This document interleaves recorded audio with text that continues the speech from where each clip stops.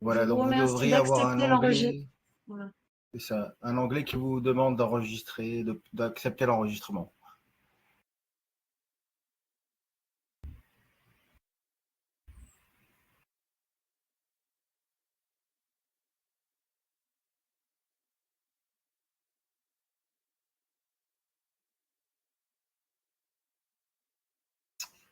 Donc voilà, comme je l'ai répété déjà, n'hésitez pas à vous émarger électroniquement. Donc vous avez des liens dans discussion publique et notes partagées. Vous avez le lien envoyé par mail pour certains. Et directement sur cette visio, vous avez accès donc à l'émargement. Voilà, vous pouvez le faire en cours de séance si nécessaire. Le projet Erasmus SOS, Message in a Bottle, rassemble 5 partenaires européens pour promouvoir le développement durable, la préservation de la culture et du patrimoine. Objectif, sensibiliser les jeunes à l'importance de préserver l'environnement, la culture et le patrimoine. Partenaires, France, Association pour la protection du littoral, Espagne, Organisation pour la conservation du patrimoine culturel, Portugal, groupe de jeunes pour le développement durable, Islande, association pour la préservation de la nature, Grèce, organisation culturelle pour la jeunesse, Action. Organisation d'ateliers sur le développement durable, mise en place d'une plateforme de partage de bonnes pratiques.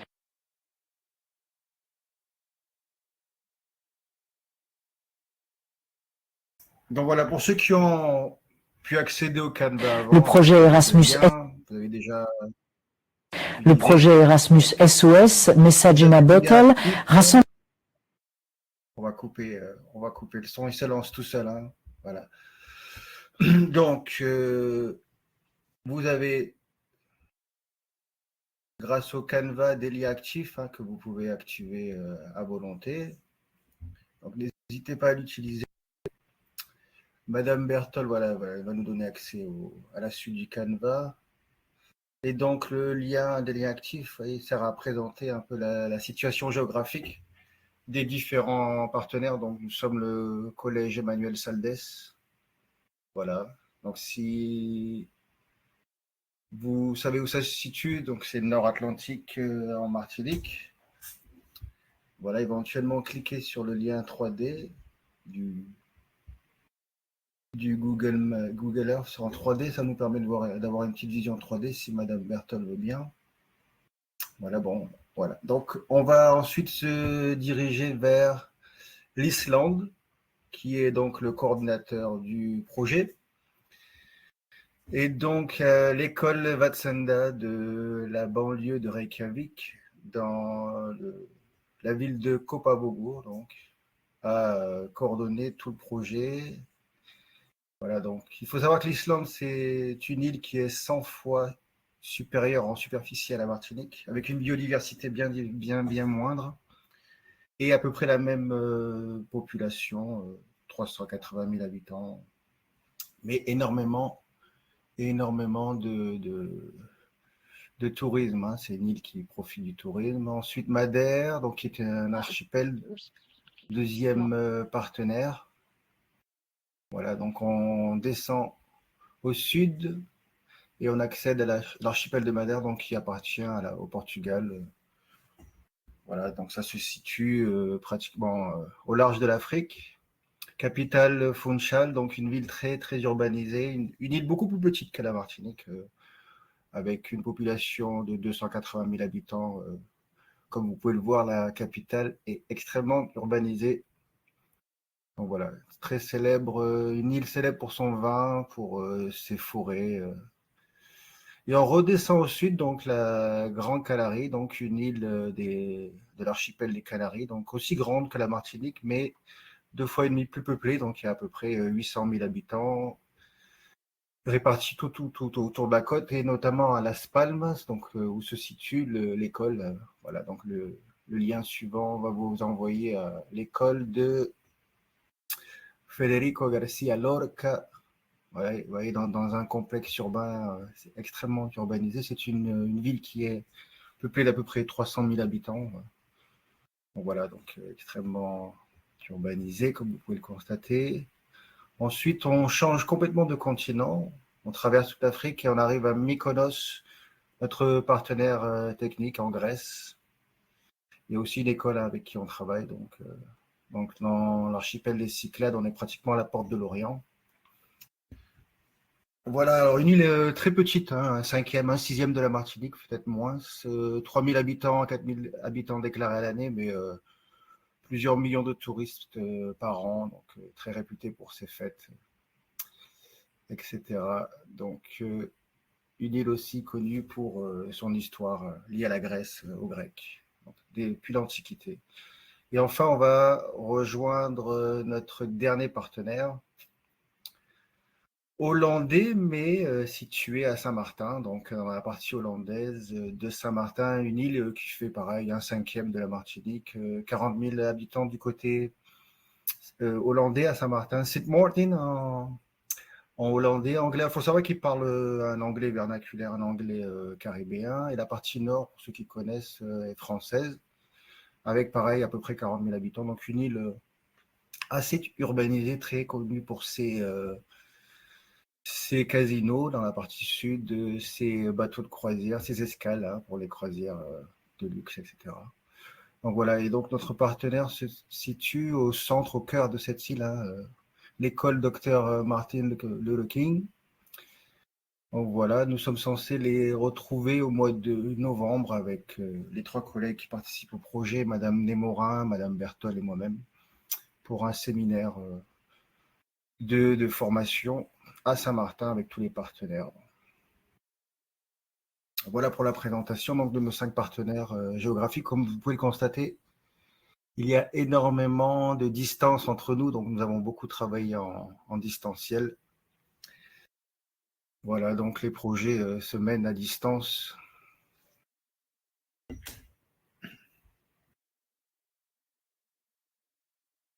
J'avais pas vu qu'on était ouvert. Donc bonjour à tous. Donc je suis Madame Bertol. Je participe au projet Erasmus au sein du collège Emmanuel Saldès. Ce projet s'intitule Message in a Bottle.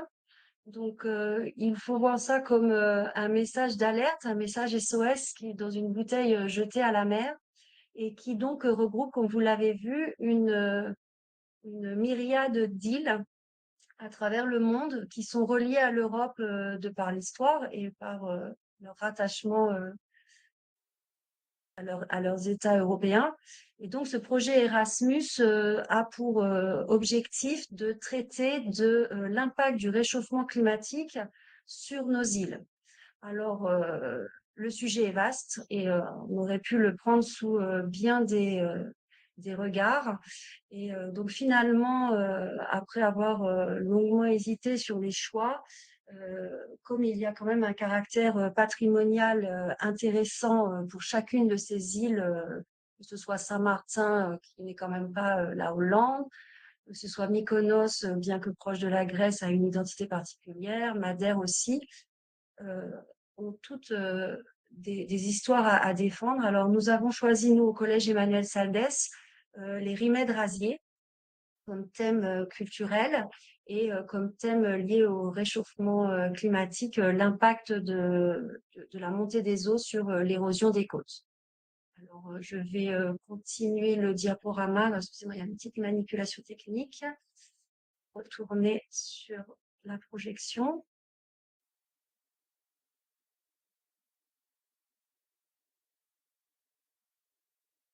Le projet Erasmus SOS, Message in a Bottle, rassemble 5 partenaires européens. Voilà, on n'a plus besoin du son. Monsieur G, je vous redonne la parole pour la suite du diaporama.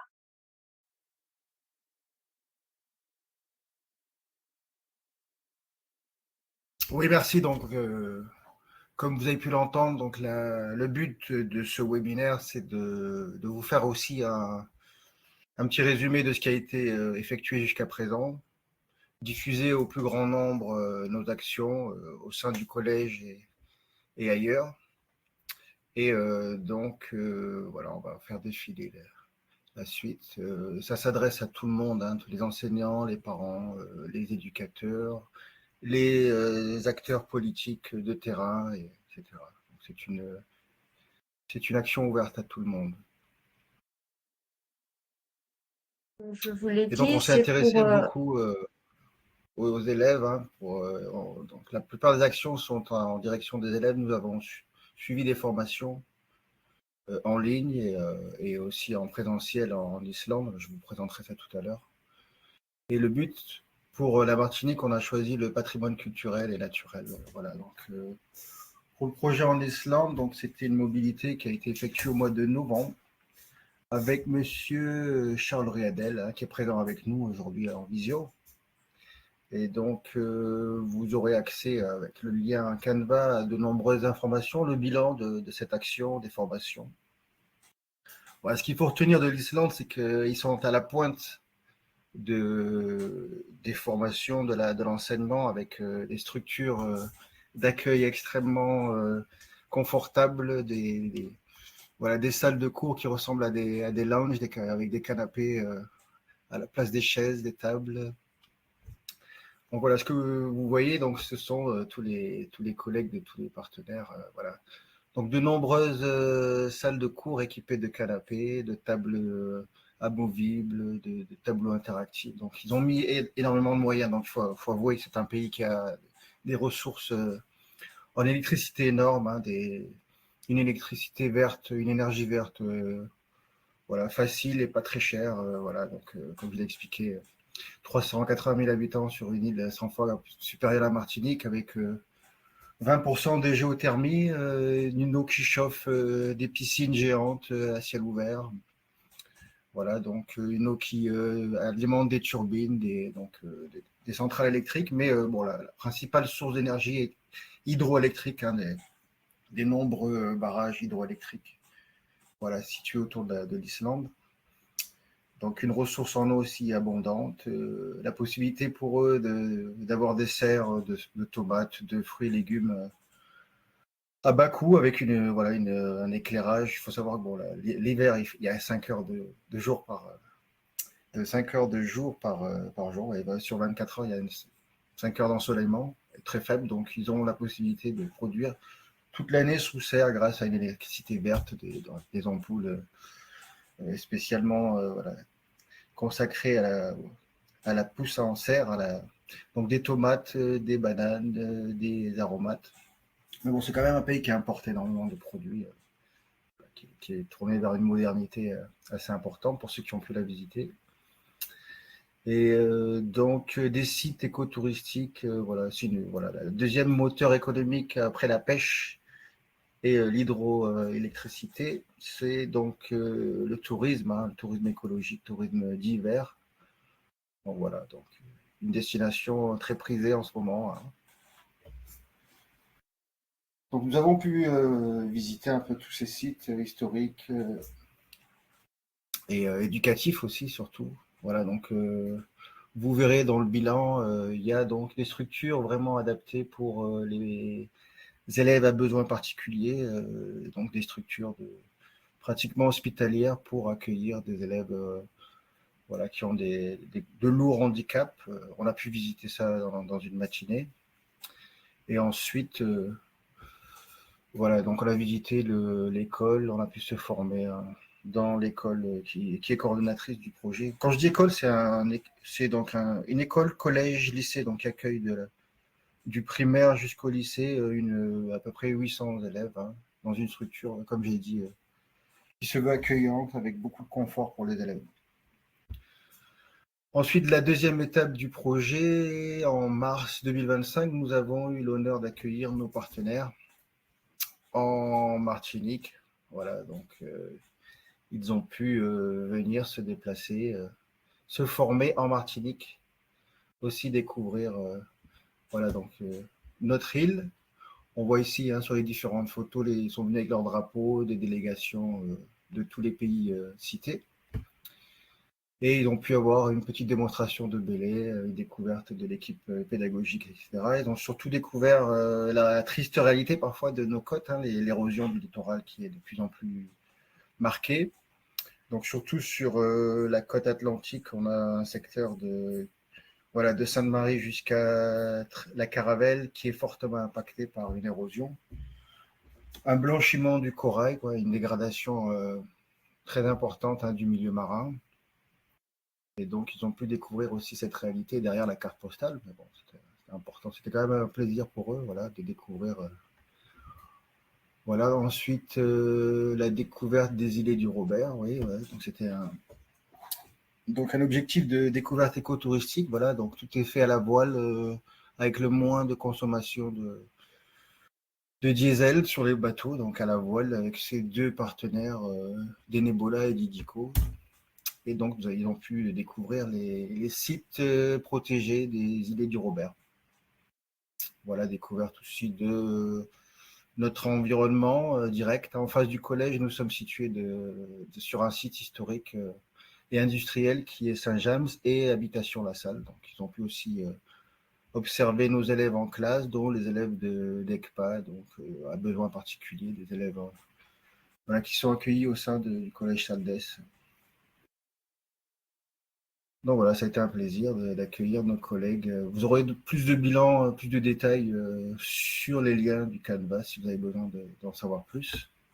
Et donc, comme il a été indiqué précédemment, donc nous avons axé notre formation sur le changement climatique et la préservation du patrimoine culturel. On s'est concentré sur un patrimoine qui est un petit peu en perte de vitesse et en perte de connaissance, c'est le patrimoine des herbes médicinales, des remèdes rasiers.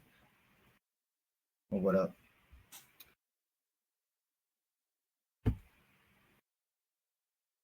Excusez-moi, je fais une petite manip. On va maintenant vous montrer la production que nous avons réalisée avec les élèves sur les remèdes radiés, justement en Martinique, donc qui était le volet culturel du projet, sachant qu'il y avait aussi le culturel et patrimonial euh, par rapport au projet, donc l'érosion des côtes, qui était le côté scientifique, qui est encore en cours, puisqu'on n'a pas fini de l'explorer.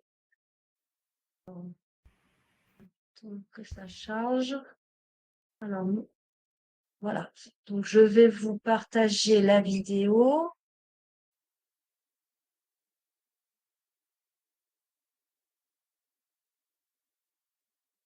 Je vous souhaite une bonne lecture. Je coupe mon micro.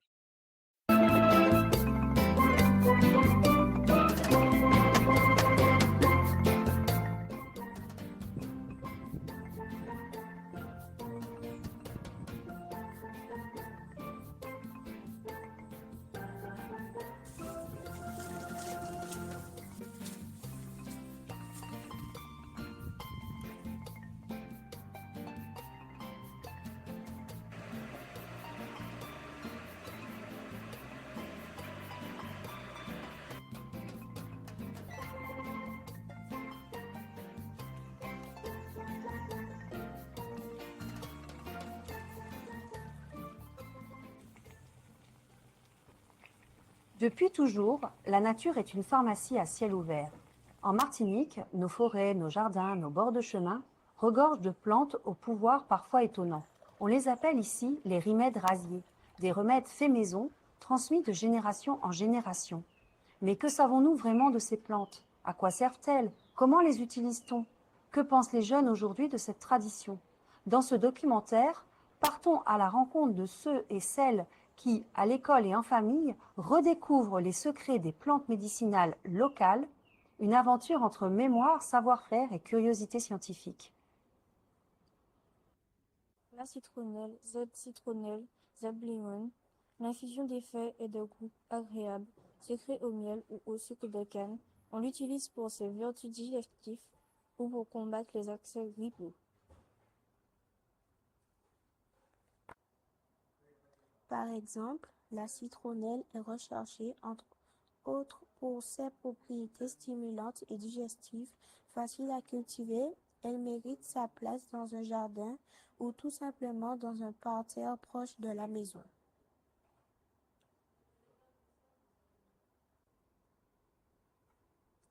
Herbe à odeur de citron ou de citronnelle à tige dressée, ramifée, dans sa partie supérieure, feuilles étroites.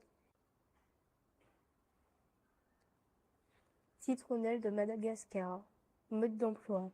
Infusion de feuilles fraîches, 20 grammes par litre, 3 tasses par jour. dans les troubles digestifs, les bâillonnements, les crampes, les états grippaux, la fièvre, les troubles du sommeil et l'anxiété, décoction des feuilles.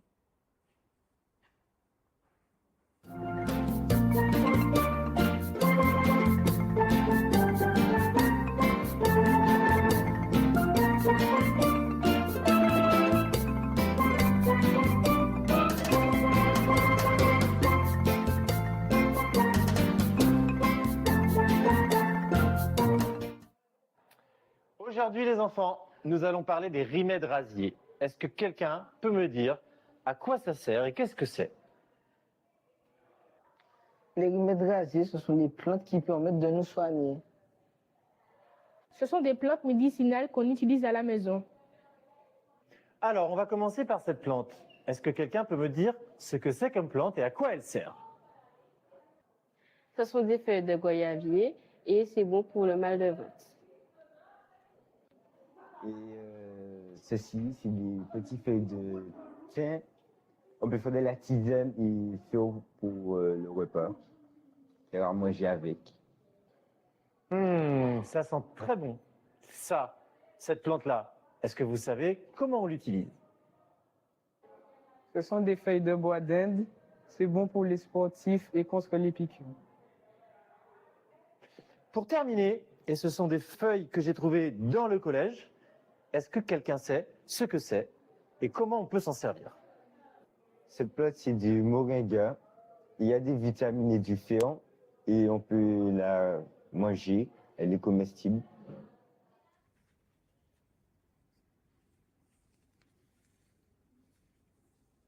Goyavier. Oui, c'est ça qu'on dit. 292.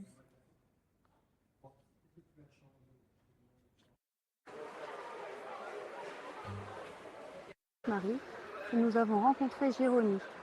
Avec générosité, elle partage un rituel local et traditionnel, les rimèdes rasiers.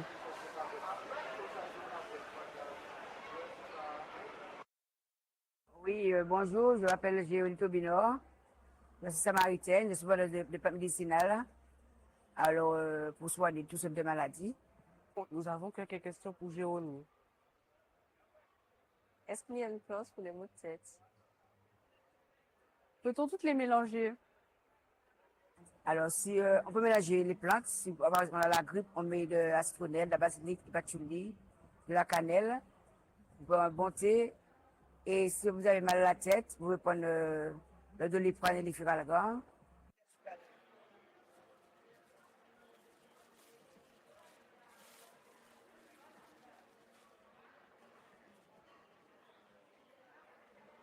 Tiens, monsieur, puis demande à la dame, elle va vous dire.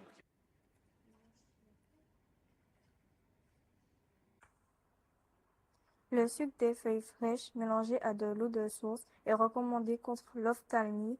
Appliquer des compresses fraîches sur l'œil irrité. Pour la conjonctivite, les parties utilisées sont les feuilles et les graines. Le mode d'emploi, l'infusion refroidie et filtrée, une cuillère à soupe de feuilles fraîches hachées pour un quart d'eau ou jus de feuilles filtrées en instillation dans les yeux en cas de conjonctivite.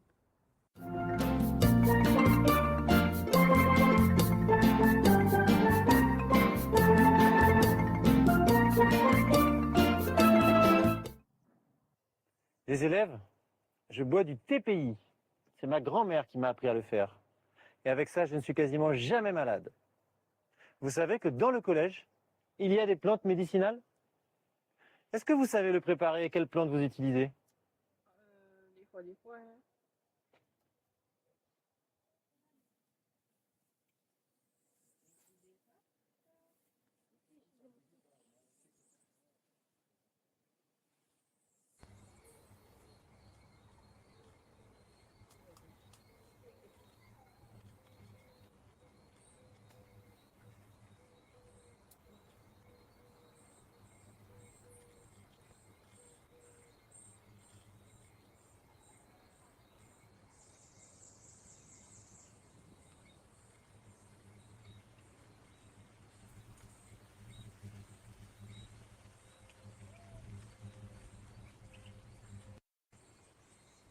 Délicieux.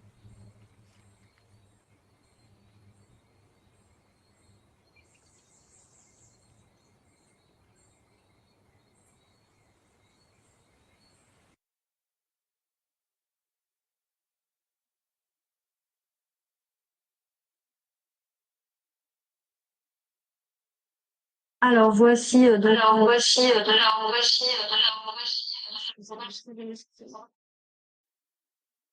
excusez-moi. J'ai oublié le vaisseau. Voici donc un extrait de la vidéo qui a été réalisée avec les élèves au collège sur les plantes médicinales. Est-ce que je vois Est-ce que quelqu'un veut intervenir pour parler de la conception de cette vidéo? Monsieur Rapp peut-il parler? Son micro n'est pas activé. Alors bonjour tout le monde, effectivement, on avait été un peu précis par geste, nous avons réalisé ce petit film avec les élèves. On s'est très vite rendu compte que c'était compliqué de filmer, de se tenir à un certain dialogue qui était préécrit, parce que nous avons des élèves qui naturellement sont pleins de compétences, mais dès que la caméra tournait, en fait, il y avait ce souci de parler correctement, ce souci de se tenir correctement, ce qui fait que ça bloquait un peu les élèves. Donc, c'était une expérience très intéressante. Ça nous a permis aussi de se rendre compte à quel point c'est compliqué de monter un film, même s'il est très court, même si c'est un court-métrage. D'ailleurs, je remercie Madame Berthold et Monsieur Gilles qui ont passé beaucoup de temps à monter les rushs, à organiser les images pour qu'on ait une espèce de trame qui soit recevable pour tout le monde. Voilà. Après, sur le fond, nous avons des élèves qui ont beaucoup de compétences, alors qui connaissent beaucoup de choses sur les plantes, qui voient effectivement que leurs grands-parents ou leurs parents peuvent utiliser certaines plantes, mais qui ne sont pas capables aujourd'hui de mettre un nom sur ces plantes, qui ne savent pas eux les utiliser, mais qui baignent quand même dans cette culture-là. Voilà. Donc c'était une expérience vraiment intéressante et les élèves sont demandeurs, ils sont très, très contents de voir le retour. Ils sont surpris aussi entre les images qui ont été tournées et le résultat final. Et puis, on peut le noter parce que c'est important. Et ils ont une certaine fierté de se voir ainsi dans une trame avec on va dire, une espèce d'histoire, quoi, qui leur permet de se rendre compte qu'ils ont ils ont un certain nombre de qualités et qu'elles sont exposées à travers ce documentaire. Voilà. Si vous avez des questions. Monsieur Rass, si quelqu'un veut intervenir, n'hésitez pas à lever la main, on peut vous donner la parole. Nous sommes aussi dans l'échange. Monsieur Gilles? Oui, non, je rejoins ce que disait Monsieur Ras, c'est-à-dire que on a vu les élèves progresser. Après, c'est différent parce qu'il y a eu beaucoup de prises de vue. Hein. Il faut imaginer que on a passé plusieurs heures. On a essayé avec plusieurs élèves, ça fonctionnait parfois. Parfois, ils étaient comme bloqués, comme le disait Monsieur Ras, donc c'était pas évident. Mais on a fait intervenir, voilà, en tout une vingtaine d'élèves pour un résultat où vous voyez que la moitié à l'écran. Mais en réalité, là, il y a plus d'une vingtaine d'élèves, voilà, et qui ont aussi échangé dans leur classe. Voilà, et puis aussi la partie connaissance, puisqu'ils ont découvert avec les livres hein, dont on dispose de collège au CDI, ils ont découvert des plantes médicinales, donc ils connaissaient comme ça, parce que comme le disait Monsieur Rallet, les grands-parents préparent, ou parfois les parents, mais c'est souvent les grands-parents hein, dans les retours, et on sent que la transmission, bon, elle est intergénérationnelle, mais des grands-parents vers les petits-enfants. On sent que c'est pas toujours évident pour les parents de s'occuper d'un jardin créole ou d'acheter des plantes au quotidien. Donc voilà, ils ont découvert, hein, par exemple, le moringa qui est au collège.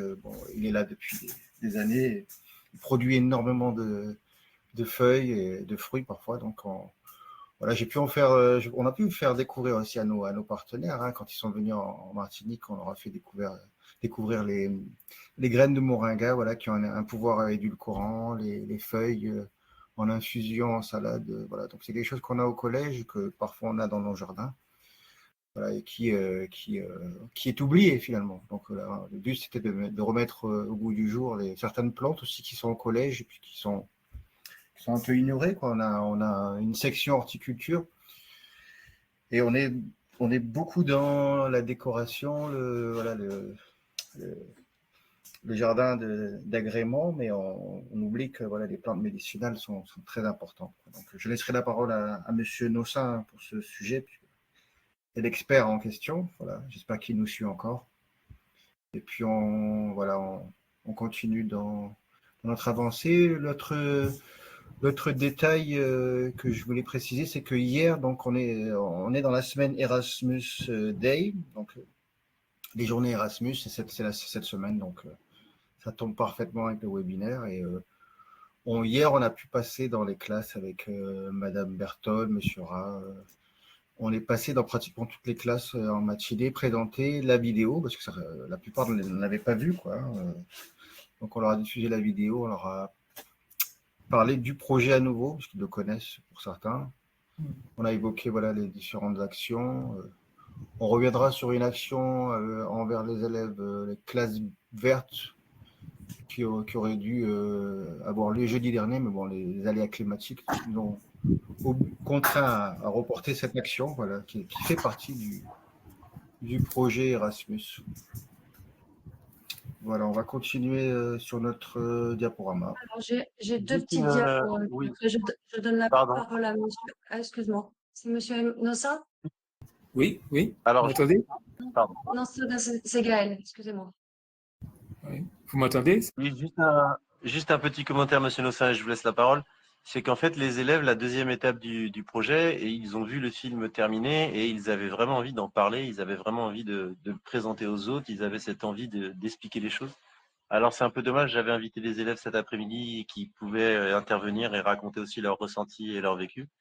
Et je constate que là, pour l'instant, donc peut-être pour des problèmes de connexion, nous n'avons pas ces élèves-là.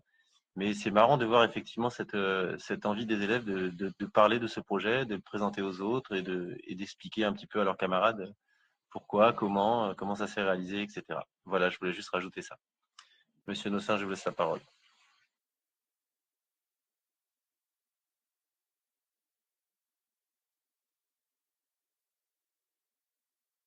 Monsieur Nossin, le micro est coupé, mais c'est pas le moment de votre présentation, mais vous pouvez répondre cependant.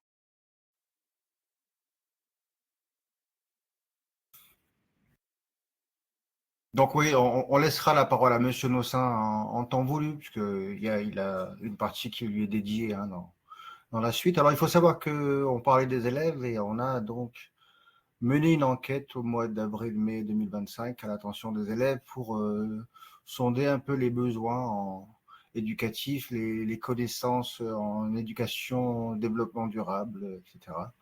Donc l'enquête, hein, comme vous pouvez le voir à la suite du diaporama, a donné des résultats bon, qui ne sont pas surprenants, puisqu'on sait plus ou moins à quoi s'attendre. Parfois, j'ai eu quelques surprises hein, chez certains élèves.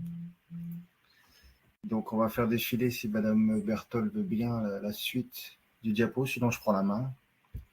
Donc voilà, c'était donc un diaporama, un sondage, oui, qui a donné lieu à des résultats, comme je vous disais. Donc, les enseignants aussi étaient concernés par ce documentaire, ce sondage, pardon. Et donc voilà, je vous en parlerai plus tard, mais en gros, on sait déjà quels sont les enjeux. Hein. Alors, une action qui a été menée, donc qui est menée chaque année hein, par les professeurs d'EPS. Excusez-moi. Donc, l'éducation au développement durable. Donc, je suis référent à l'éducation au développement durable du collège Emmanuel Saldes. Alors, j'ai un voisin qui joue de la consonneuse, donc je m'excuse.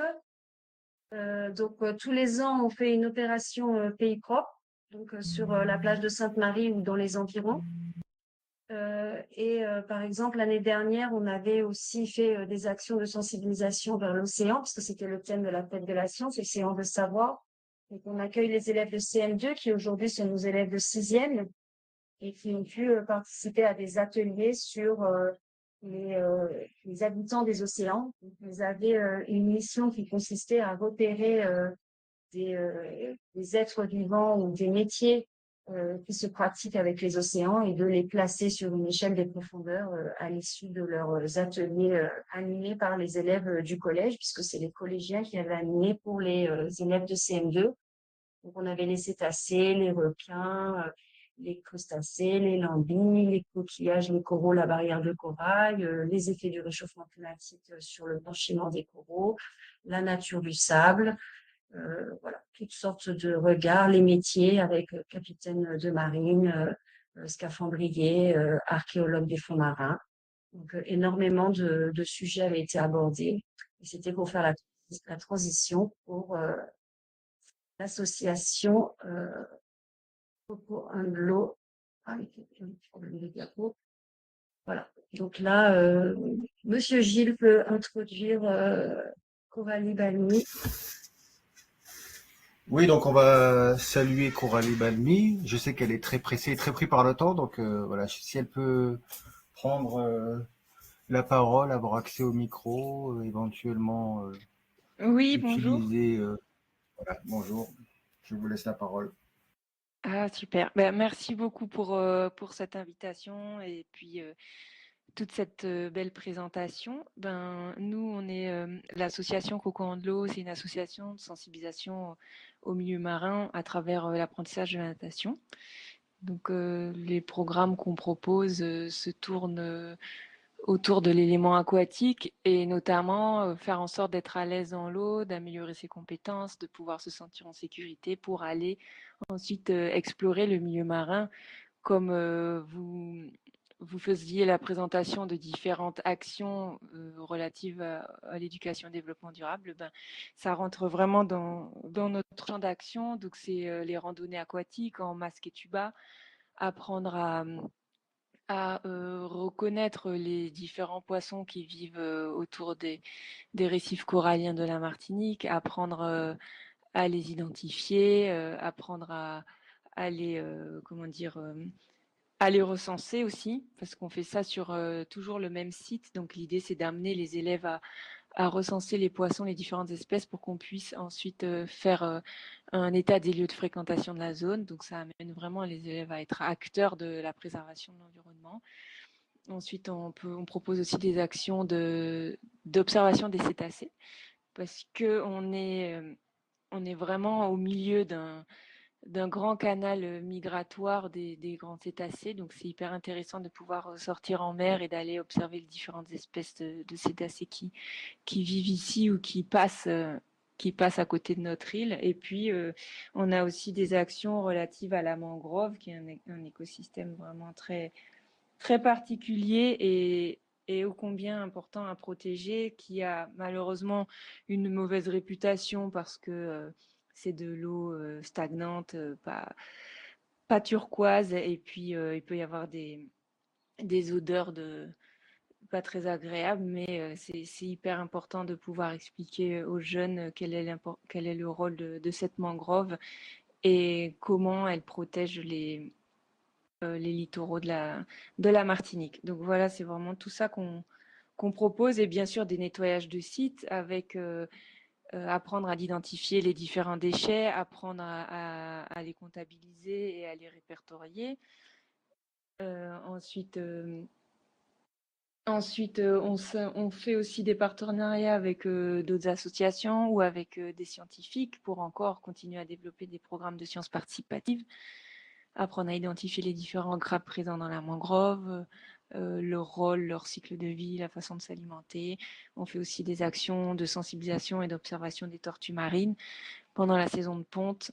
Et après, il y a beaucoup de membres de l'association Coco Andlo qui font partie du réseau échouage. Donc, quand il y a des animaux qui sont signalés blessés ou menacés, on peut intervenir également. Donc, il y a beaucoup de domaines à aborder et beaucoup de connaissances à apporter aux jeunes. Et c'est vraiment ce qu'on s'évertue à faire, nous, tout au long de l'année avec Coco Andlo. Donc, on est surtout avec des petits de primaire, mais ça n'empêche de pouvoir travailler avec des plus grands pour que le message continue à être diffusé. Et ce qui est hyper positif, c'est qu'on se rend compte que ce sont via les enfants que les parents et les grands-parents sont sensibilisés et qu'ils arrivent à adapter leur comportement au quotidien grâce à l'intervention des petits qui vont leur faire des des petites remarques ou qui vont leur apprendre des choses. Donc c'est hyper important de passer par l'éducation et par le milieu scolaire. Donc vous pourrez compter sur nous pour proposer des actions, et d'autant plus que nous sommes réserve biosphère UNESCO, la Martinique, à la fois toute la partie marine et toute la partie terrestre. Donc ça, c'est aussi bien de le soulever. Ça fait 4 ans qu'on est reconnu par l'UNESCO comme une réserve au niveau mondial. Donc c'est bien que la population le sache, qu'on s'en empare et qu'on puisse être fier de dire que voilà, il y a toute cette biodiversité qui vit sur le territoire, à la fois dans la mer, à la fois sur la terre, et qu'on a autant de patrimoine naturel à défendre et à valoriser. Voilà, je ne sais pas s'il y a des questions ou autres, mais je suis disponible jusqu'à 15 heures.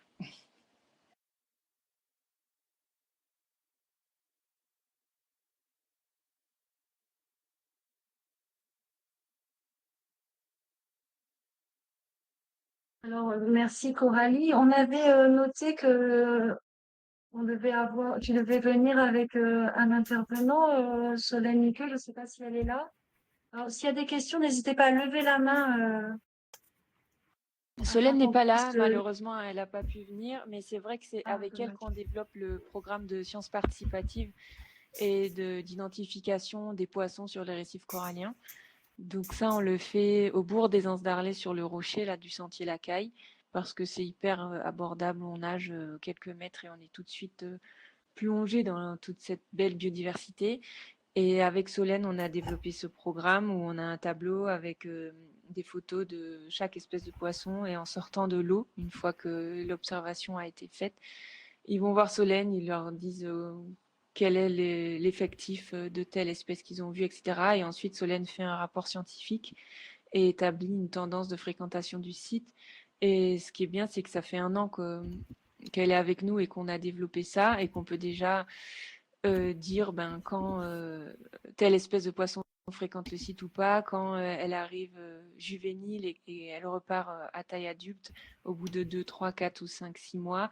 Donc c'est la fréquentation des étoiles de mer aussi. Des fois, il y en a plus, des fois, il n'y en a pas. L'impact des coups de mer, l'impact des cyclones ou voilà, d'un phénomène météorologique qu'il peut avoir. Ça aussi, c'est hyper intéressant. Donc, avec Solène, on développe ça, et on développe aussi, on n'a pas encore fait à échelle du sentier Lacaille, mais au niveau de la mangrove, on développe aussi un programme de sciences participatives pour les palétuviers, pour les oiseaux et pour les crabes.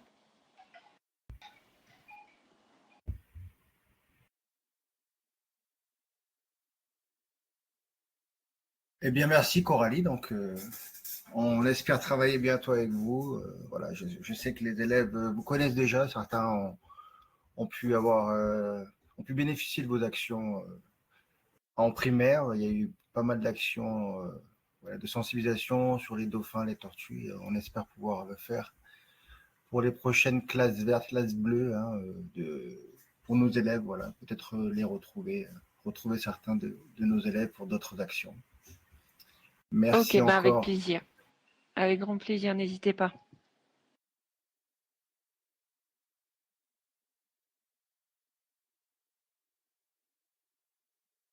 Voilà, j'ai trouvé rapidement sur Internet une page de la candidature et l'obtention du label Patrimoine Réserve mondiale de biosphère pour la Martinique. Je l'ai mis en page. On va laisser la main à Monsieur Nozin afin qu'il puisse se présenter et surtout télécharger sa présentation. Je retire ma présentation afin qu'il puisse mettre la sienne.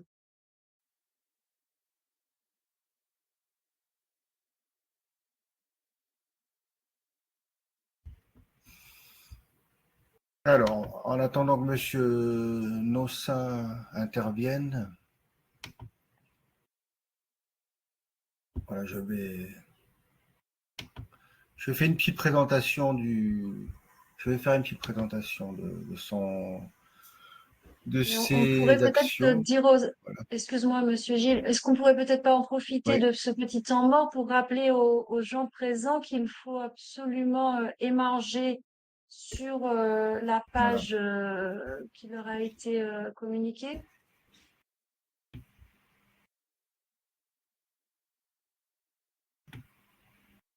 Gilles? Oui, oui, tout à fait. Donc là, je montre, hein, pour ceux qui ont un doute sur le fil de discussion ici, vous avez le lien de l'émargement, donc vous accédez à un émargement. Moi, je vois en direct, hein, les réponses, les émargements. On est à 34 personnes inscrites, ce qui est un excellent score, mais qui pourrait être amélioré. Je pense que tout le monde n'a pas eu l'occasion de s'inscrire sur le lien. Alors moi, voilà. Vous avez cette forme et moi, j'ai les réponses qui apparaissent. Donc, je sais qu'il y a déjà 34 personnes, donc on a atteint un certain objectif, mais il faut continuer. Ensuite, j'ai mis les liens du Canva pour ceux qui n'avaient pas ça, qui ne l'avaient pas par mail ou ailleurs. Donc il y a le lien du Canva sur les notes partagées ou discussions, l'adresse de Cocon-de-l'eau. Et Monsieur Nossin n'est toujours pas avec nous, donc je pense qu'il y a eu un petit problème. Je ne sais pas s'il arrive à suivre le webinaire. Ouais, je sais que c'est pas évident pour Monsieur Nossin de pouvoir se connecter. Alors j'ai pris la main sur le diaporama et je vais vous présenter rapidement donc les ouvrages écrits par Monsieur Nossin. Donc voilà, je vais y accéder petit à petit. Excusez-moi, c'est un petit peu laborieux, mais on y arrive. Donc voilà. Et vous avez donc des liens actifs sur Tramil. Je ne sais pas si tout le monde voit, oui, c'est clair pour tout le monde. Donc Tramil, c'est le site internet qui a été créé par Monsieur Nossin, l'UAG, donc l'Université des Antilles-Guyane. Quand on clique dessus, on accède donc à la pharmacopée. Voilà, donc toutes les plantes qui sont répertoriées par ordre alphabétique. Donc l'historique de Tramil. Voilà. Des ouvrages écrits par Monsieur Nossin. Ouais, ils sont présents ici. Il y en a d'autres qui sont disponibles en librairie. Et donc l'intérêt, voilà, d'avoir un pharmacien ethnopharmacologue, c'est d'avoir une connaissance scientifique poussée des plantes et voilà, apprendre à les utiliser de façon scientifique, voilà, puisque c'est maintenant reconnu à l'échelle mondiale comme un savoir scientifique, voilà, certain et avéré, quoi. Donc il y a aussi des dangers à utiliser des plantes médicinales. Il faut savoir les utiliser à bon escient. Il y a quand même voilà, une part de danger. Certaines plantes peuvent présenter des caractères toxiques. Donc, je ne sais pas si Monsieur Nossin est parmi nous, donc ça sera compliqué peut-être pour lui. Voilà.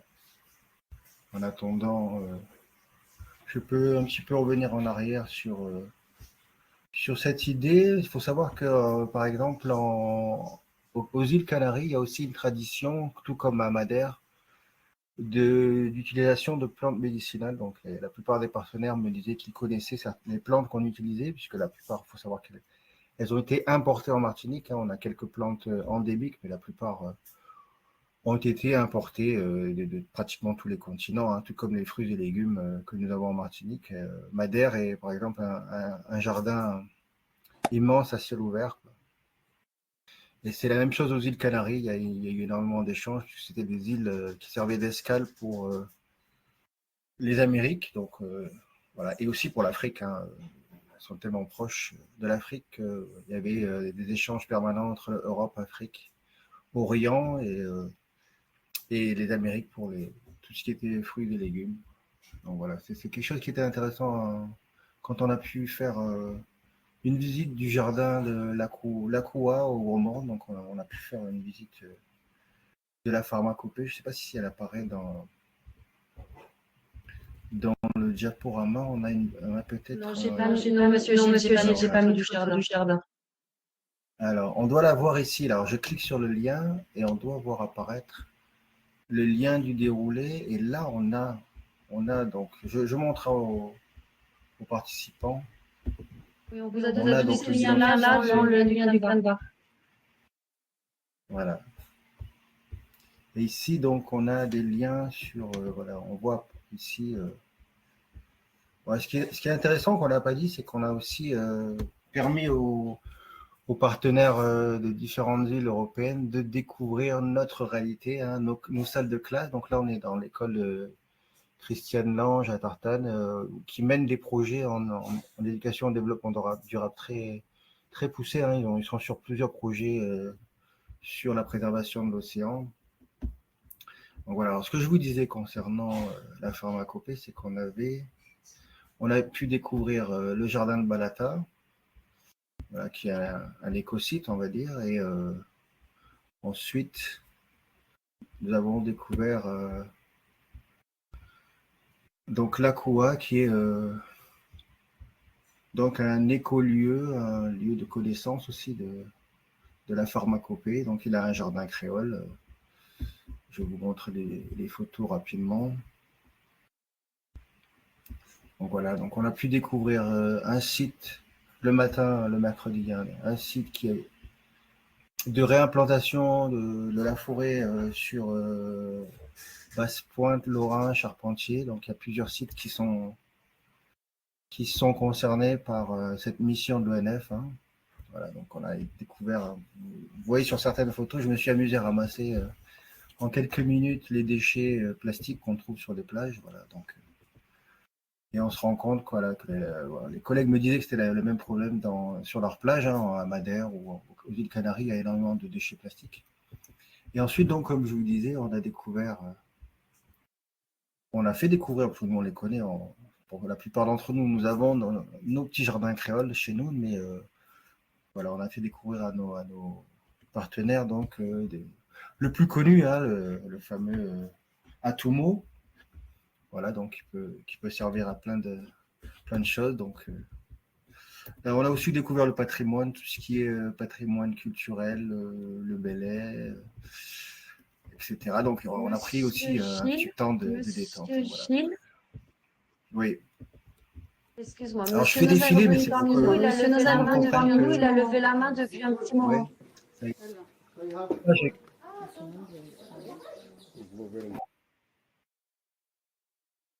Monsieur Nossin.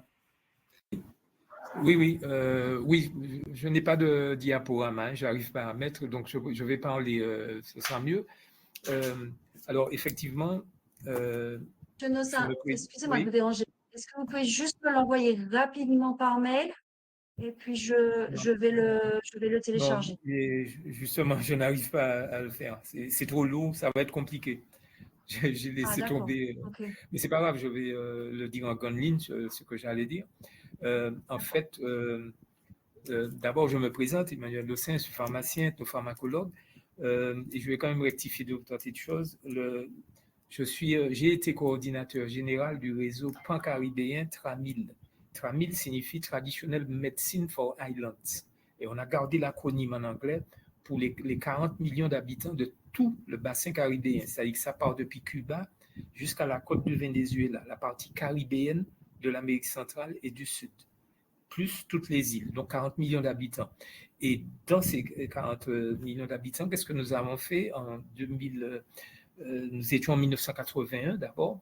L'OMS avait lancé un mot d'ordre qui disait que comme en 2050, ce serait les BRICS, c'est un mot qu'on découvre aujourd'hui, Brésil, Russie, China et South Africa, qu'il fallait, en prévision de 2050, commencer dès maintenant. Alors nous sommes en 1981, il fallait commencer à recenser tous les usages traditionnels des 40 millions d'habitants. Enfin, nous, on l'a traduit de l'appel de l'OMS pour la Caraïbe. On a créé le réseau TRAMIL, qui est 250 chercheurs caribéens. Depuis Cuba, on a 50 universités, 250 chercheurs, etc. Et on a tous fait du même pas au Honduras, au Guatemala, Cuba, dans les îles Vierges, etc. On a fait des enquêtes ethnobotaniques. Ça veut dire qu'on est parti avec des magnétophones et des microphones et on a demandé aux populations comment ils soignaient. Donc, on avait une liste de plantes, de pathologies Je précise, ce n'étaient pas des plantes qu'on étudiait, c'est des pathologies. Ethno, c'est culture. Pharmacologie, c'est ce qui soigne en fonction de la culture. Donc, l'ethnopharmacologie, entre parenthèses, ne s'intéresse pas à la chimie des plantes. Elle s'intéresse aux effets médicaux qui sont générés par l'usage des plantes, c'est tout. Donc, on est parti avec nos crayons et moi, et on a fait des enquêtes dans tout le bassin caribéen. Personnellement, j'ai vécu 4 ans à Cuba, donc j'ai eu le temps de faire des enquêtes aussi bien dans le nord d'Haïti, à Cuba, etc., Saint-Domingue, Honduras, dans tous ces pays-là. Et j'ai découvert qu'on a les mêmes pathologies, les mêmes plantes, etc. On a même des pathologies qui sont typées, la blesse, par exemple, qui est indéfinissable dans le système médical moderne. C'est une fracture de l'appendiciphoïde, la petite pointe qui se trouve sur l'estomac, tout simplement parce que les gens portent un régime de banane, ils ont les mains occupées, ils tombent où? Ils tombent sur le bord de l'estomac. Et la petite pointe là qu'on appelle l'appendiciphoïde, elle se foule, donc on appelle ça bisquette tombée en Haïti, bouquette tombée, blesse en Martinique, Espinilla caïda au Brésil, etc. Donc on retrouve les mêmes pathologies, ce qui nous a amené très vite à comprendre qu'on avait une ethnopharmacopée, ethno c'est culture, qui était spécifique au bassin caribéen. Et j'allais même dire aux Amériques, mais je ne veux pas tout étendre, puisqu'il y a des usages des populations amérindiennes, indiennes, qui sont sensiblement différentes. Donc, on est même en train de subdiviser Tramil en Tramil pour les îles et Tramaz pour Tramil Amazonia. Donc, ce sont des projets que nous avons avec le territoire du Sud. Mais le fait de mettre toute cette ingénierie ensemble nous a permis de bâtir une pharmacopée caribéenne qui est traduite en espagnol, en anglais, en français, en garifuna, en créole haïtien, etc. Toutes les langues en hollandais. On est en train de le traduire en hollandais parce que les anglophones, les néerlandophones sont les derniers à entrer dans la ronde de Tramil. Je parle de Curaçao, etc. Et donc, le travail que nous faisons, c'est tout simplement, après l'appel de l'OMS, pour résumer, recenser, revaloriser les médecines et pharmacopées traditionnelles et incorporer les résultats validés scientifiquement. Alors, qu'est-ce que ça veut dire valider scientifiquement? Ça veut dire qu'on va comparer le zèbre charpentier avec le diazépam. On va faire une règle de 3 et on aura exactement la quantité de zèbre charpentier qui correspond à un Valium 5, un diazépam 5. Si le médecin prescrit Valium 10, on multiplie la dose par 2. On arrive à une équivalence exacte avec le pétromédicament. Le pétromédicament, qu'est-ce que c'est? C'est le médicament chimique importé, mais beaucoup de populations de la Caraïbe n'ont plus accès à la pétrochimie. Cuba, c'est le blocus, il n'y en a pas.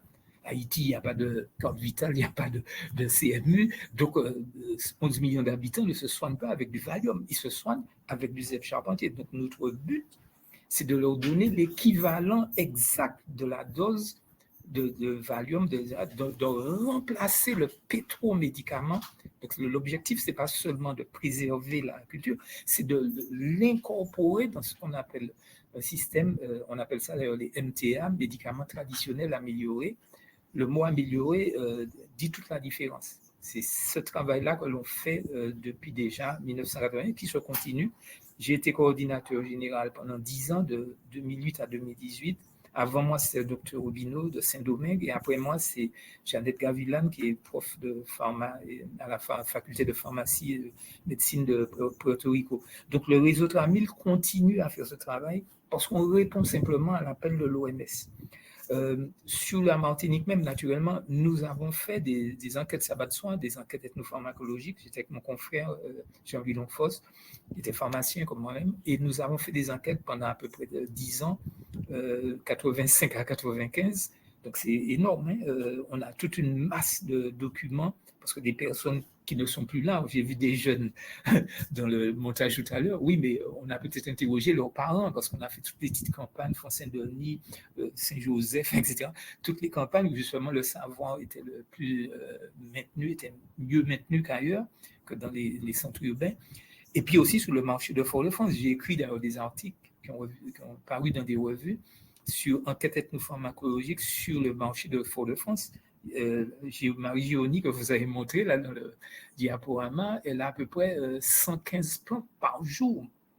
Donc, ça veut dire qu'il y a quand même, quand on interroge, je n'ai trouvé l'équivalent que sur le marché de Bamako, au Mali, où mon confrère m'a dit, oui, nous, on a 140 plantes, oui, mais le Mali, sont des millions d'habitants, nous, on n'est que 300 000.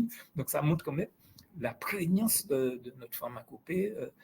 Je profite pour dire, c'est un petit peu ma conclusion, ce n'est pas tellement la plante en soi, la plante est aussi un vecteur de culture. Donc, il y a un combat identitaire. Le mot ethno est important.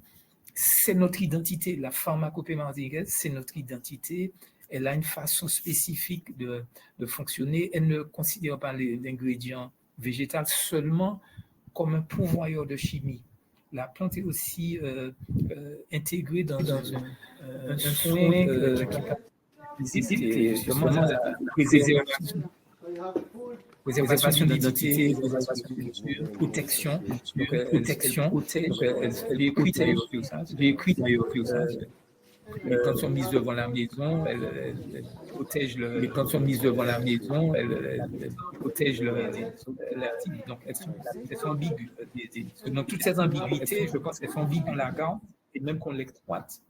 On peut faire des bains, des ablutions, des affusions avec les plantes apotopaïques, les plantes qui vont détourner le mal, des plantes qui racontent, donc mettre dans les ronds-points des plantes qui ont un sens, qui ont un nom, qui renvoient à notre partie indienne, le charaka, le moringa. Moringa, c'est un mot tamoul.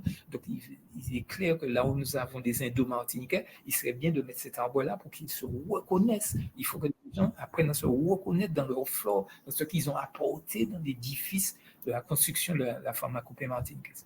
Voilà, j'ai rapporté un petit peu tout cela. Mon dernier mot, c'est nous avons introduit des plantes de la pharmacopée martiniquaise dans la pharmacopée française, une 60aine, c'est pas beaucoup, mais c'est déjà suffisant, parce que le but aussi, c'est de ne pas faire seulement un objet de tourisme, c'est aussi la rendre efficiente. Donc, l'introduction à la pharmacopée nous permet de faire des phytomédicaments qui seront vendus sur le marché européen. Des gélules d'Atumo, on a pris le cas d'Atumo, c'est une plante qui a été amenée ici par le petit millier de Chinois qui arrivent après l'esclavage. Et les Chinois, des Sino-Martiniquais, ils amènent aussi des usages de Chine. La plante s'appelle Yuetao en Chine et nous disons Atumo. Donc, il y a liane de Chine, buis de Chine, etc. Il y a toute une série de plantes qui arrivent ici et qui arrivent déjà avec tout leur packaging, toute leur histoire et toute leur force thérapeutique. La pharmacopée chinoise, je rappelle, c'est la plus importante du monde, près de 10 000 ingrédients par rapport aux 457 de la pharmacopée française. Donc, on a un pactole. On est d'ailleurs, quelqu'un l'a dit, mais on fait partie des 30 sites hotspots de lumière du monde, c'est-à-dire les points chauds de biodiversité en futur. Ce que nous avons à dire n'est pas encore dit, en gros. Et donc, ça fait partie, la pharmacopée, l'ethnopharmacopée de la Martinique fait partie justement de cette richesse de choses que nous avons à montrer au monde. Voilà.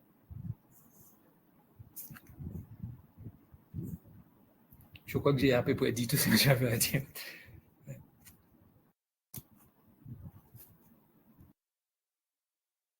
Hello, vous m'entendez? Alors, merci, Monsieur Nossin. Oui, c'était Oui, très monsieur intéressant. Nossin. C'est dommage qu'on n'ait pas Merci. eu votre diaporama. On aurait pu essayer avec un partage d'écran. C'est dommage, j'ai pas pensé à le proposer.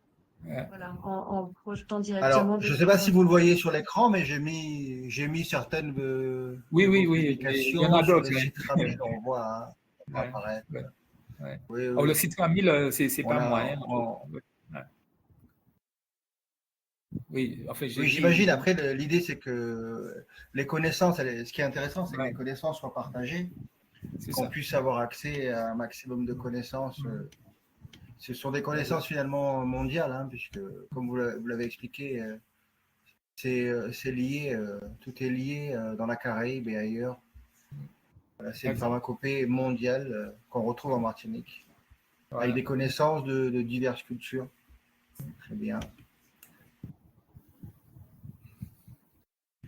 Merci beaucoup.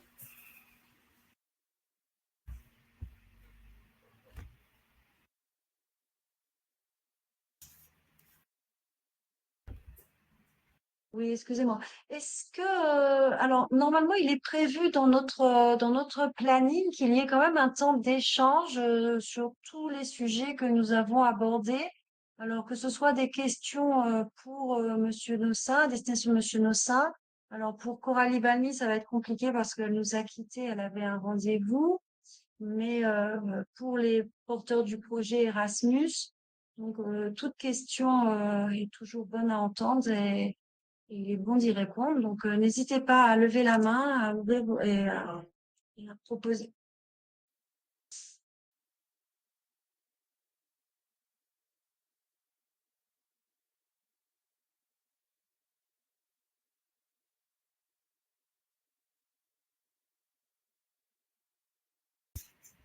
Alors, je ne sais pas s'il y a un micro ouvert, mais on entend un écho. Je ne sais pas si c'est le cas pour tout le monde, mais j'ai l'impression d'assister à une partie de domino derrière moi. Je ne sais pas très bien Non, il n'y s'il a y pas a un il y a micro pas ouvert. d'écho. Par contre, Madame Némorin a levé la main. Je veux bien qu'on lui laisse la parole. Oui, très bien. Non, je dois avoir un petit problème Bonjour. de retour de son. Salut, bonjour. Oui, bonjour, c'est une question pour Monsieur Nossin. Merci pour la présentation. J'aurais eu des questions aussi pour Coralie, mais elle est déjà partie, donc c'est pas grave. Mais Monsieur Nossin, est-ce qu'il y a déjà des choses qui ont été proposées avec les scolaires dans tout ce que vous faites, que ce soit du côté de Tramil ou d'autres activités que vous avez? Est-ce que vous avez déjà travaillé avec des scolaires? Oui, oui, bien sûr. Même au collège Emmanuel Saldès, de mémoire, il y a quelques années, nous avions commencé à créer ce que j'appelle un jardin, une plantothèque d'urgence, c'est-à-dire une collection de plantes qui permettent de répondre aux urgences, hein, comme ça pour son nom, après une catastrophe. Parce que nous sommes une île à catastrophe, enfin, nous sommes une zone à catastrophe. Et cette plantothèque d'urgence, nous l'avons créée. Il y en a une au séminaire collège à Fort-de-France. Il y a une plantothèque d'urgence aussi à Tivoli, que je vous invite à aller voir, qui est une plantothèque aussi un petit camembert avec une trentaine de plantes qui permettent de soigner les traumatismes dus à une fracture, une cassure, une brûlure, en fait, ce qui peut arriver après un cyclone, après un incendie, après quelque chose de grave. Ce qui permet d'alléger les urgences des hôpitaux. Donc, cette liste de plantes, on a même sorti un petit livret, je crois que je l'ai vu défiler là, les plantes, le petit livret vert, les plantes de l'urgence, et c'est à faire pratiquement dans tous les lieux où il y a des enfants, il y a des gens où on n'aura pas le temps d'arriver. Nous avons un tsunami historiquement qui a traversé depuis Madère, si j'ai bonne mémoire, le tremblement de terre de Lisbonne, pardon, 1775, je ne me rappelle plus. Le tremblement de terre de Lisbonne a généré une vague qui est arrivée en plein sur l'église de Trinité et ça touchait le petit clocher on voit le petit coq, il y avait que le petit coq de l'église qui restait, donc ça veut dire que ça faisait plus d'une vingtaine de mètres.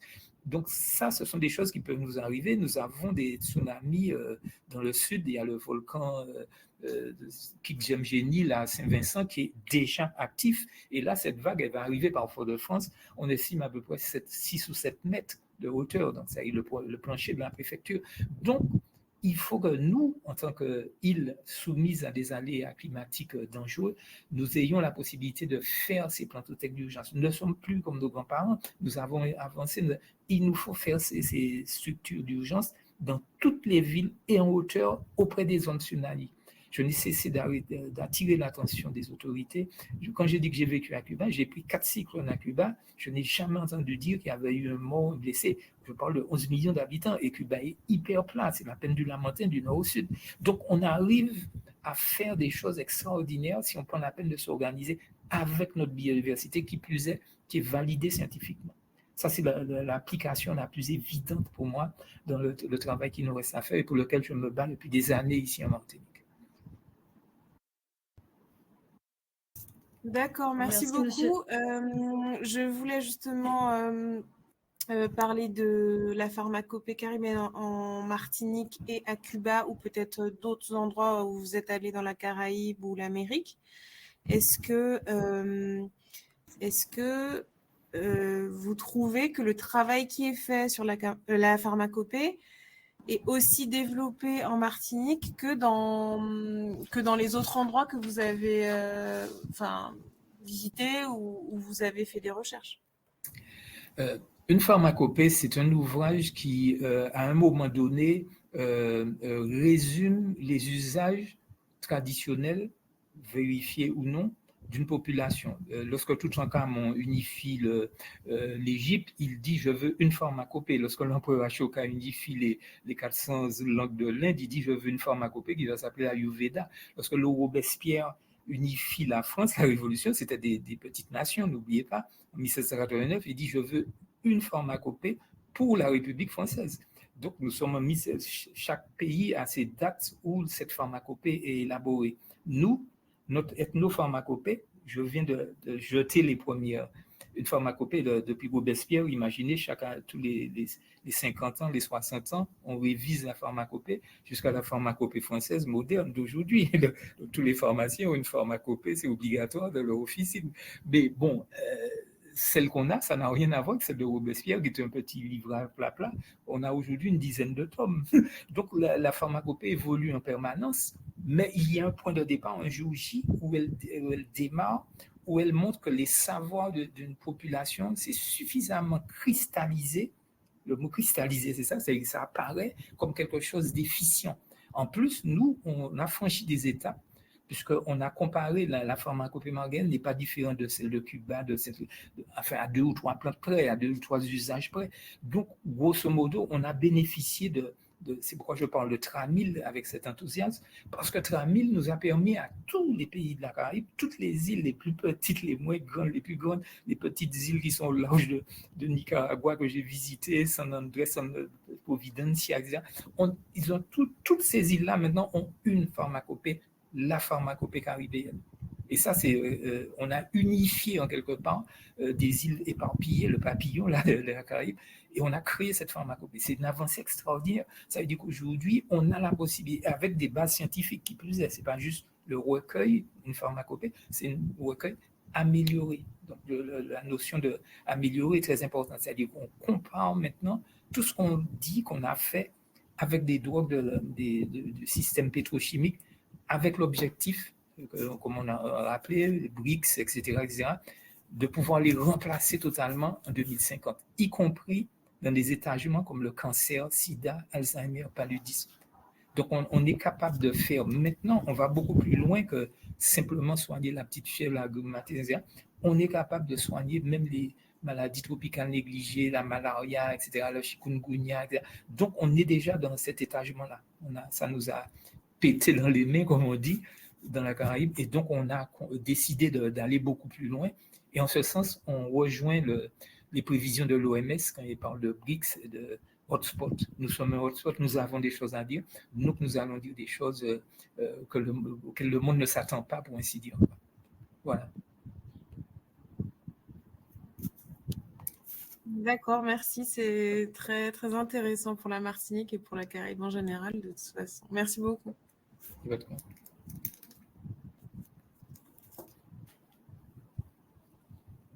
Oui, merci, Monsieur Nossin. C'est encourageant et en même temps un petit peu, comment dire, un défi difficile à mener, puisqu'on a tous envie de voir la Martinique autonome et toute la Caraïbe. Et puis, on voit que finalement, dans la réalisation, ce n'est pas si évident que ça. Alors, pour information, j'ai connu ce moment où il y a eu la plantothèque à Saldes.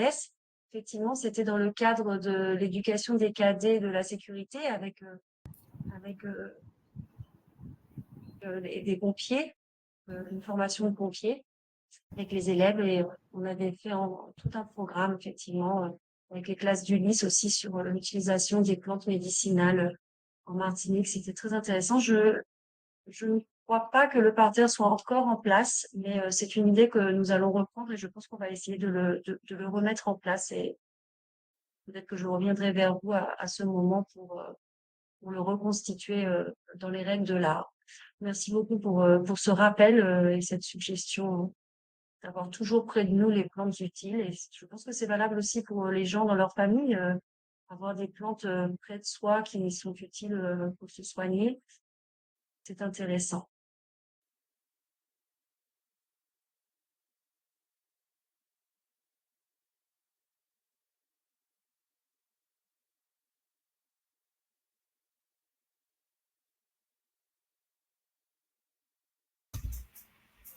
Oui, donc j'invite les collègues présents, tout un chacun, donc à intervenir. N'hésitez pas si vous avez des questions. C'est vrai que l'enjeu est énorme, hein. On parle de submersion écologique, etc., des problèmes écologiques. Nous, bon, on fait à notre échelle, on fait ce qu'on peut dans les respects aussi des textes, des programmes scolaires. Voilà. Donc, pour rappel, donc ce projet il est financé par l'Union européenne, hein, Erasmus.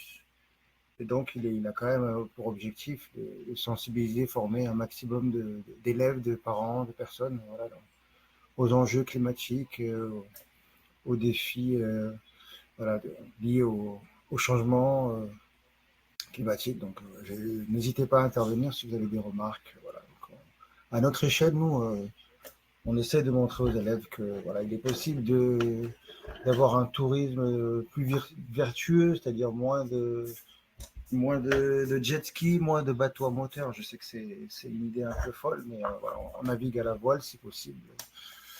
On pratique des activités qui consomment moins d'énergie. Voilà. Dans le projet, bon, on a des mobilités qui sont réduites, c'est-à-dire il n'y a que les enseignants, les formateurs qui partent dans les pays concernés. Et toutes les actions qui concernent les élèves sont faites en Martinique, donc ça on réduit l'empreinte carbone, parce qu'évidemment prendre l'avion c'est un problème. Voilà, on consomme des tonnes de kérosène, donc vous l'avez compris que voilà, quand on fait le bilan carbone, donc j'invite tout un chacun à aller. Il y a plusieurs sites, hein. Il y a un site voilà, que j'ai découvert ce matin en découvrant le devoir de mon enfant qui est en 4e, un site qui permet de connaître son empreinte carbone. Et évidemment, quand vous prenez l'avion, vous explosez votre empreinte carbone. Donc évidemment, on est sur une île et on ne peut pas voilà, se passer de l'avion pour toutes les destinations. Évidemment, ce serait génial si on pouvait prendre les bateaux à voile et puis naviguer dans la Caraïbe comme certains ont la chance de le faire uniquement à la voile avec quand même une assistance au moteur, etc. Donc voilà, si vous avez des idées sur voilà, comment réduire notre empreinte carbone, comment sensibiliser les élèves, voilà, je sais qu'il y a des programmes sur Arte où il y a un jeune couple qui essaye voilà, de créer des habitats écologiques, de partir en mer sur un bateau écolo, planter, faire pousser des plantes, se nourrir sur un bateau dans des sites, des maisons autonomes, etc. Donc il y a des idées, hein, bien sûr, encore folles si on les prend au pied de la lettre, mais qui existent. Voilà. Donc n'hésitez pas à intervenir si vous avez des idées, voilà, des choses qui peuvent voilà, faire avancer le débat. On est à votre écoute. On a encore Monsieur Nossin présent. N'hésitez pas à lui poser des questions. Si vous avez des questions sur le projet, n'hésitez pas. Oui, alors justement, je vous ai fait parvenir, Monsieur Gilles, un petit document que nous diffusons dans toute la Caraïbe, qui est multilingue. Il est en espagnol, en anglais, en français, en créole, alors créole haïtien, en garifuna, belize, etc. Et ce petit livret est destiné aux enfants. Donc, ils ont la plante, le combo, et on va expliquer it is good for furuncles. Donc, on va expliquer c'est bon furunculos, c'est écrit en espagnol. Donc, il y a les 4 lignes. Ce sont des usages qui ont été validés par Tramil. Et les enfants, tout ce qu'ils ont à faire, c'est soit dessiner le gombo, ou le giromon, ou la feuille de corosol.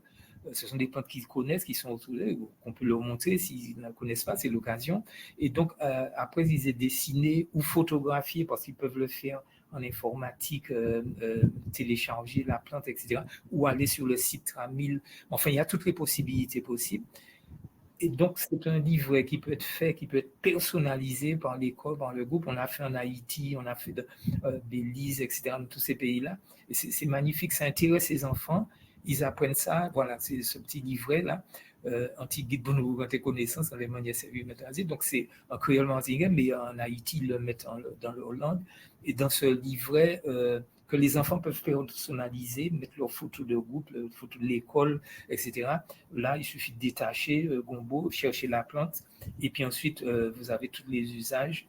Vous pouvez dessiner, les enfants peuvent dessiner la plante. Ça intéresse le prof de dessin. Ils peuvent télécharger la plante sur le site Ramil. Ça intéresse le prof d'informatique. Ils ont le créole, ça intéresse le prof de langue. Ils ont l'anglais paraconjonctif, c'est marqué, préparant la décoction. Donc, ils vont apprendre l'espagnol de façon pratique et ils ont la traduction en anglais, for conjunctivis, etc.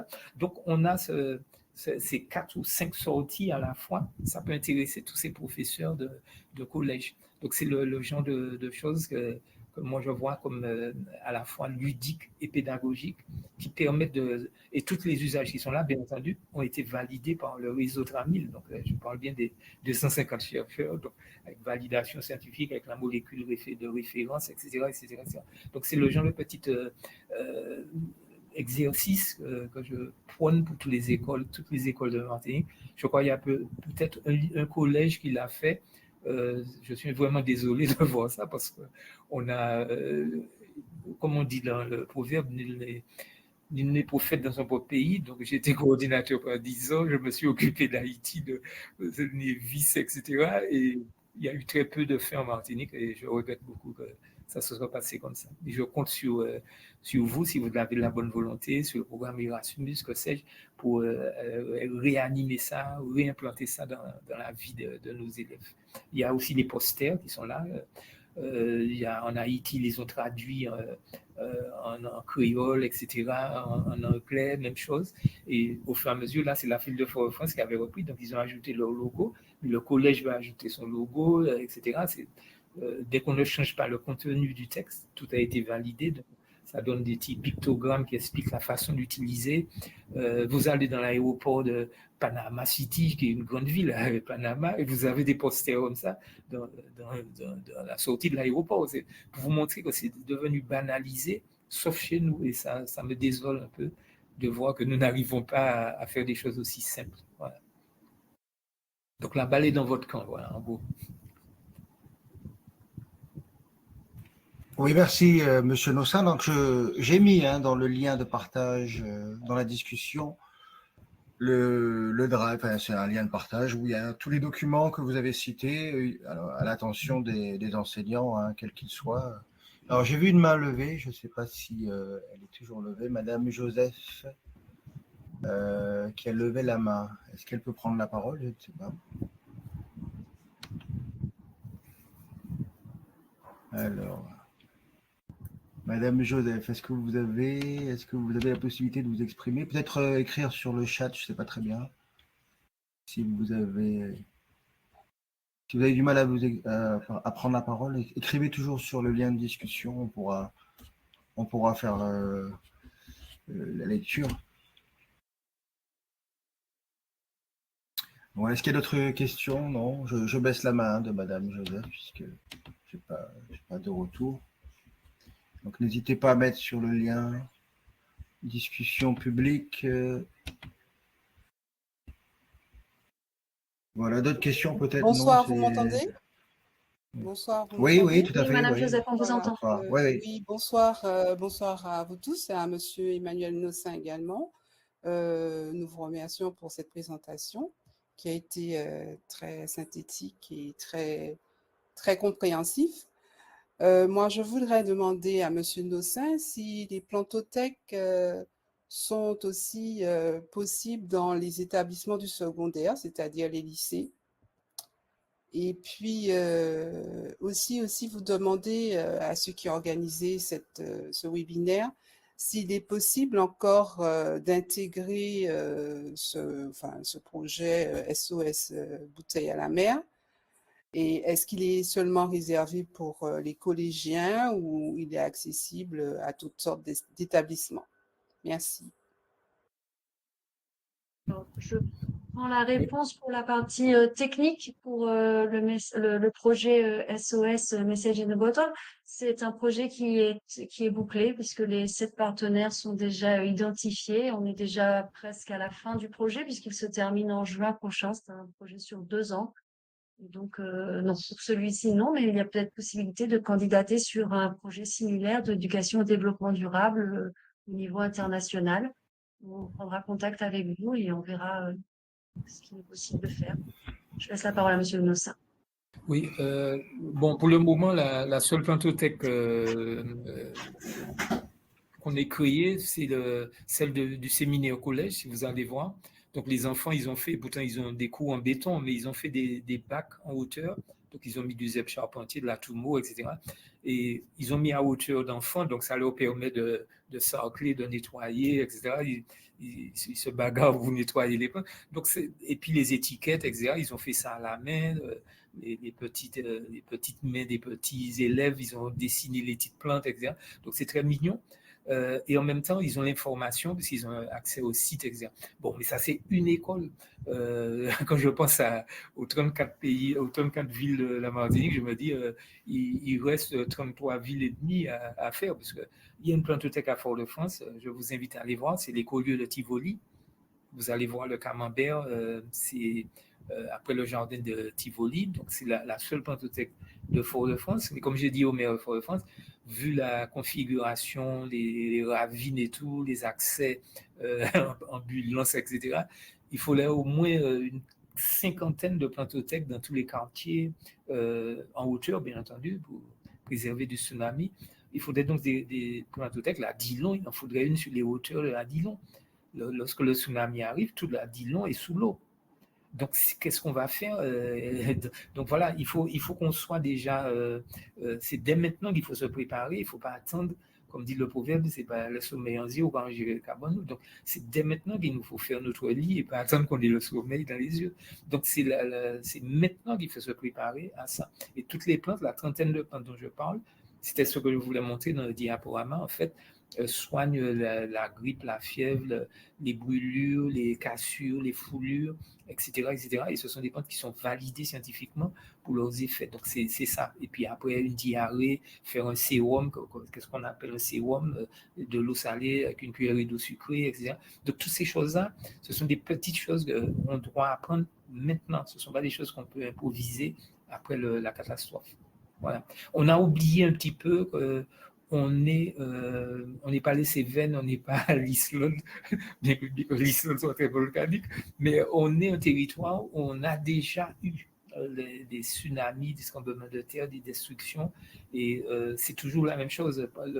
L'éveil disparaît lorsqu'on est dans la période calme, alors qu'au contraire, il faudrait profiter pour créer les installations qui vont nous permettre de survivre. Dernier point, le grand danger, c'est mon obsession d'ailleurs, c'est le Kikzemjeni, le Schutzlegeni, le volcan sous-marin qui se trouve à 200 km dans le sud, c'est-à-dire à Saint-Vincent.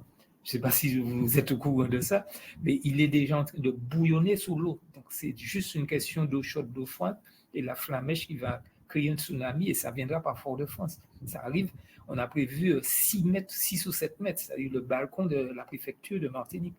Donc, c'est énorme. Et qu'est-ce qu'on fait? Bon, on a 20 minutes pour gagner les abris, mais même dans les abris, on fera quoi? Si on a une fracture, une cassure, une brûlure, les plantothèques d'urgence, il faut les mettre justement sur ces zones qui sont en hauteur pour permettre à ces populations-là, dans tout le bassin de Fort-de-France, il faudrait les mettre justement pour pouvoir sauver ces vies-là, préserver ces vies. Je le dis parce que j'ai vécu 4 ans à Cuba et j'ai pris 4 cyclones à Cuba et comme encore une fois, je n'ai vu personne aux urgences le lendemain où je suis passé à l'hôpital central de La Havane. Ça veut dire qu'ils ont gardé, ils ont créé la culture du risque avec leur savoir, avec notre pharmacopée. C'est la même, c'est le même zèbre charpentier, le même oreille mouton, le même cataplasme, etc., les mêmes plantes. Donc c'est simplement... eux, ils sont organisés, ils ont été forcés de le faire, mais nous, on est, disons, on se laisse aller, bon, jusqu'à ce que la catastrophe nous rappelle. Voilà.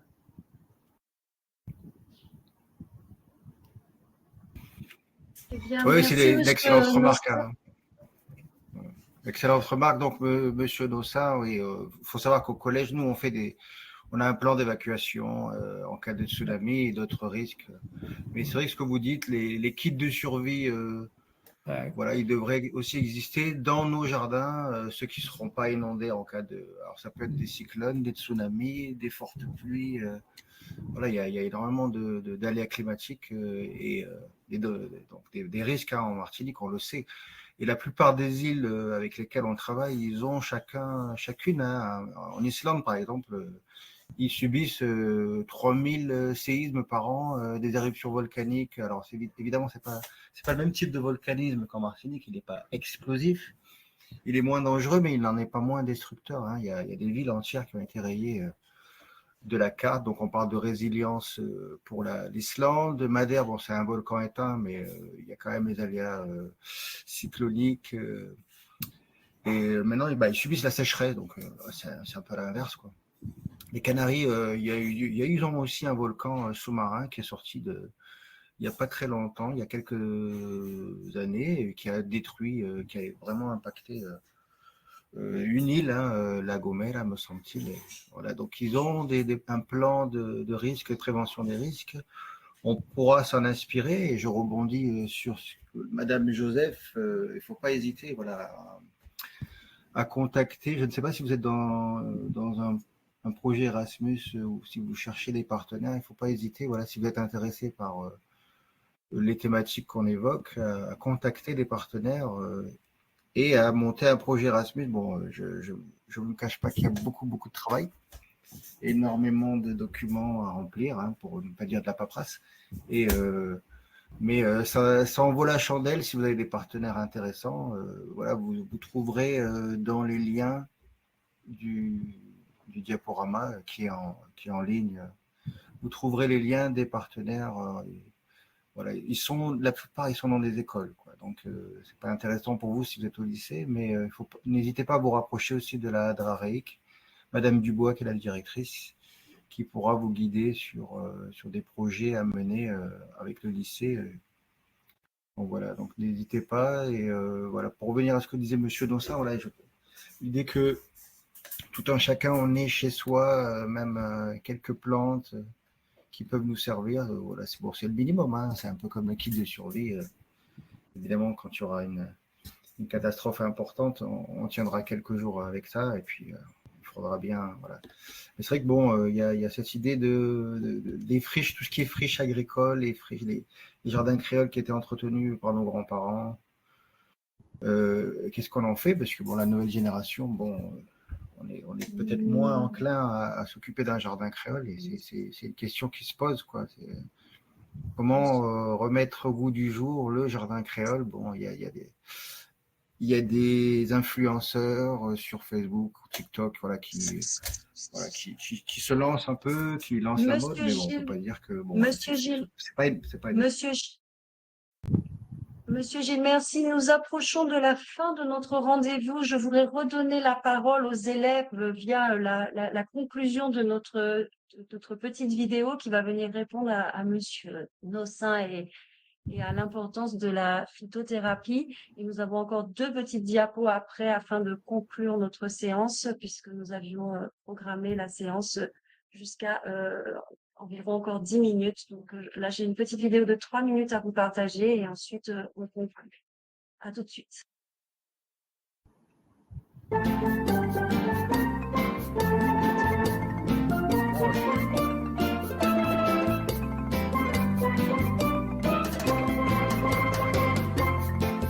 Est-ce que vous utilisez des plantes médicinales à la maison? Moi, ma grand-mère me fait toujours une infusion de gros thym quand j'ai la grippe. Chez moi, on boit du thé de feuilles de goyavier pour les maux de ventre. Je ne connais pas, je ne bois pas. Je ne connaissais pas, maintenant j'ai appris en classe et j'ai envie d'essayer.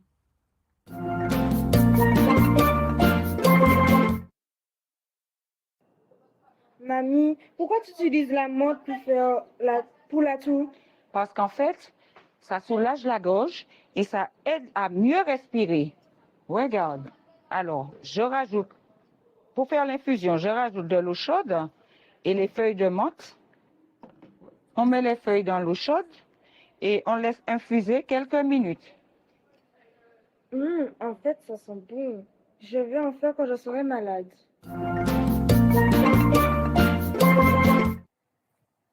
Ça, c'est de l'aloe vera, c'est contre les bouillons.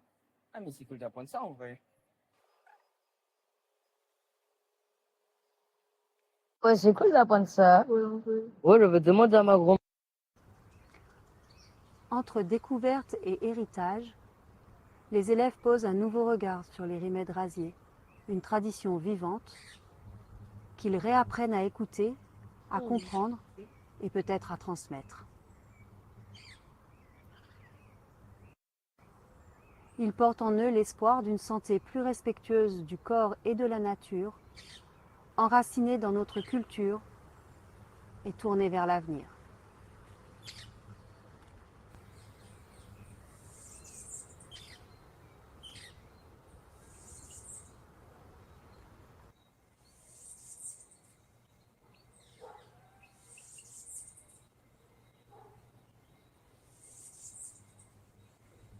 Cela est une graine au bas-feuille.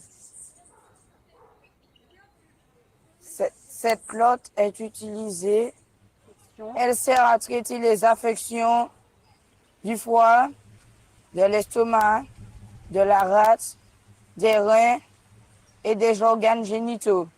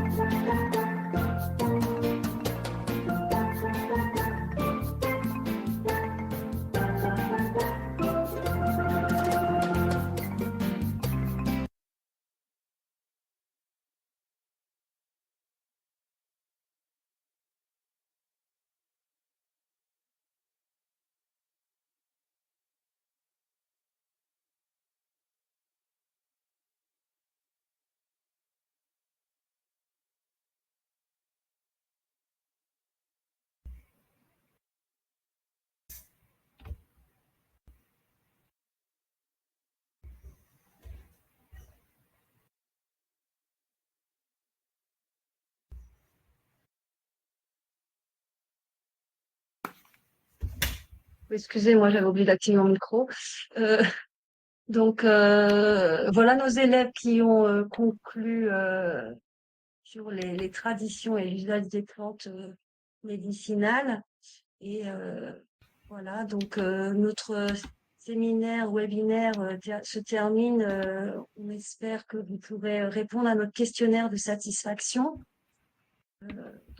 En conclusion, nous avons notre coordinateur islandais qui était à l'origine du projet et qui a impulsé le projet avec notre partenaire grec. Les objectifs atteints pour le collège Emmanuel Saldès sont la formation des enseignants et l'ouverture culturelle des élèves. Et nous avons déjà mené des actions concrètes de mobilité des personnels enseignants, des activités éducatives en plein air avec les élèves et pour les élèves, la réalisation des vidéos que vous avez vues et un grand nombre de réunions collaboratives dans l'établissement et à l'international pour la production des projets, puisque la vidéo que nous avons faite, il y a l'équivalent pour nos partenaires portugais sur leur culture, les Espagnols, les Islandais et les Grecs de la même manière. Voilà, on attend vos commentaires sur notre enquête de satisfaction avec le lien actif dans le Canva et sur ceux qui sont venus par le flashcode y ont accès par la page sur laquelle on vous a mis le lien d'inscription, le lien du webinaire et le lien du questionnaire. Voici, je laisse la parole peut-être à Monsieur Gilles pour terminer et conclure ce webinaire. Oui, alors donc j'ai mis le lien sur le fil de discussion, sur les notes partagées, le questionnaire de satisfaction, n'hésitez pas à le remplir. N'hésitez pas à activer les sous-titres, n'hésitez pas à aller voir les vidéos qui sont sur le lien, découvrir un peu ce qui a été fait chez nos partenaires. Voilà. Donc je ne sais pas si vous avez pu avoir accès au lien, voilà. Donc le lien, il est là. Hein. C'est une page YouTube avec toutes les vidéos. Voilà, je ne sais pas si ça apparaît clairement à l'écran pour vous. Donc c'est sur le lien Canva. Le lien Canva, nous on l'a en version utilisateur. Voilà, n'hésitez pas à vous émarger si vous êtes arrivé en cours à signer l'émargement si vous êtes c'est arrivé en cours et le questionnaire de satisfaction à la fin. Voilà, on va vous remercier chaleureusement pour votre participation. Et puis, si d'autres collègues ont envie de partager quelque chose, sinon, on va vous quitter merci sur beaucoup, ce futur. Merci beaucoup à tous pour pour votre participation et votre écoute. Merci pour les questions. Merci à notre intervenant. Merci à Erasmus et à l'Europe aussi parce que notre projet n'est pas terminé. On a encore 2 sorties en attente, 2 classes vertes, une qui vont être plutôt bleues puisqu'on les destine à l'océan plutôt. Mais voilà, c'est pas terminé. Erasmus, c'est une aventure qui commence à Saldes. C'est notre première année et on espère qu'on aura encore de beaux jours avec des projets intéressants et passionnants. Merci à tous d'avoir participé et à très bientôt. Merci, au revoir à tous.